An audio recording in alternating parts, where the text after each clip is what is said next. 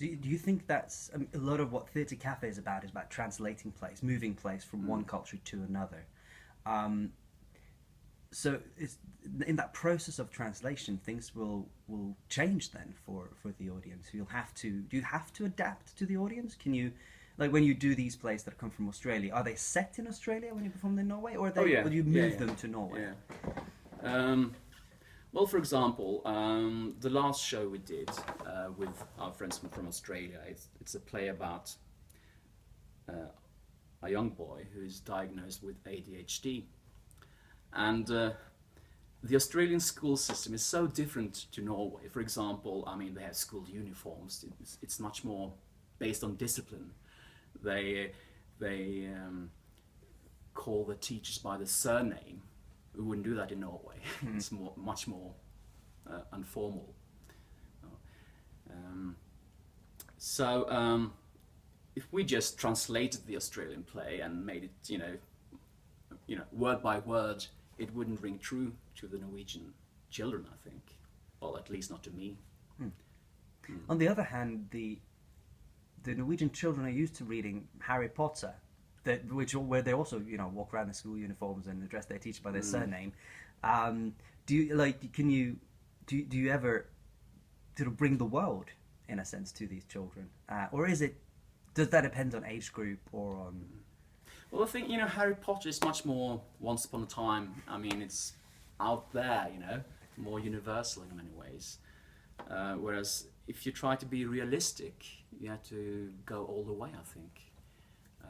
So it depends on genre then, whether you're staying within realism or not. Because if we did, this Australian play in Norway and said this is true, I mean, the kids would say, but this is not the way I find my school day or situation. This is not how my teachers react. We don't wear school uniforms. But if you have, once upon a time, you have much more freedom, I think. You were talking about collaboration. Yes. That's part of that's the sort of the subject we're dealing with now. As you with Zeal Theatre, do they also devise their shows, or do they have a kind of a designated writer? No, they devise. I mean, they make tons of interviews and they do a lot of research, and then they bring all the stuff to the table, or mostly the rehearsal floor, and they improvise, and then they write, and then they rewrite, and they test, and they rewrite once more. And a show will change, from day 1 till day 100. It will grow. Do your shows change as you perform them? Like when you're out on tour, do you re-rehearse, or do you change things along the way? Well, I thought they didn't, but I remember one time I was going to lend a manuscript based on a show to a friend of mine, and I found the script on my computer, and it was like 2 years old, and I just looked through it and just found that oh, this is missing, oh no, that's not true, that's wrong. So I had to spend another 4 hours rewriting. So what tends to happen is that when you do a show for kids in Norway, at least in the school system, I mean, you do the show, if it's successful, you'll do it 400 times, at least. We have a show we've done 700 times during a 10 or 12 years period. So tiny details will sneak in, and sometimes you do something by accident and you'll get a laugh and you'll think, oh, that's great, I'll keep that. And after a while you feel that something is wrong. It's like driving a car with the brakes on, it's a bit and then you notice that the play is 5 minutes longer than it used to be, and then you have to start killing darlings.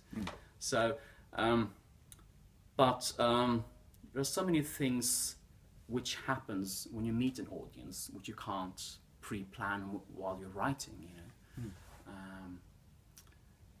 I think a lot of writers might be scared of that, especially emerging writers.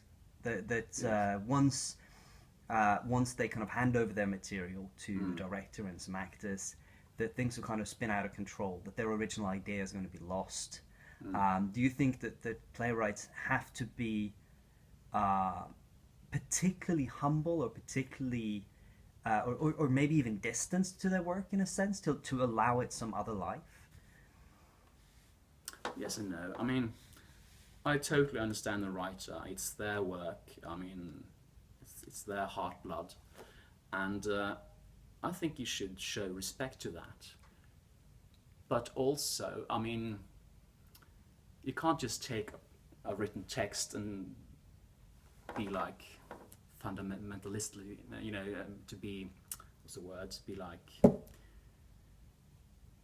true with blinds on, you know. I mean, you need to give it life and truth.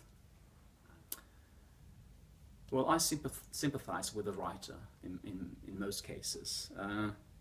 Something I find really annoying is when I go to a proper theatre, as they call it, and see, for example, Shakespeare. And very often I don't see Shakespeare, I see Shakespeare rewritten by a director with a huge ego. So I think that sometimes the director gets in the way of the writer and the text. Sometimes that's amusing and you know, it's a great experiment, but I want to see Shakespeare. But I think that what a writer can do, if they work closely with a company, for example, is that they can follow the company. So maybe after 50 shows or 100 shows, they can revisit and, you know, maybe they'll say that, you know, that line doesn't work anymore, cut it, or here's another idea, keep that. So I think a writer can, you know, be a part of the process much longer, rather than here's the play, I'm finished.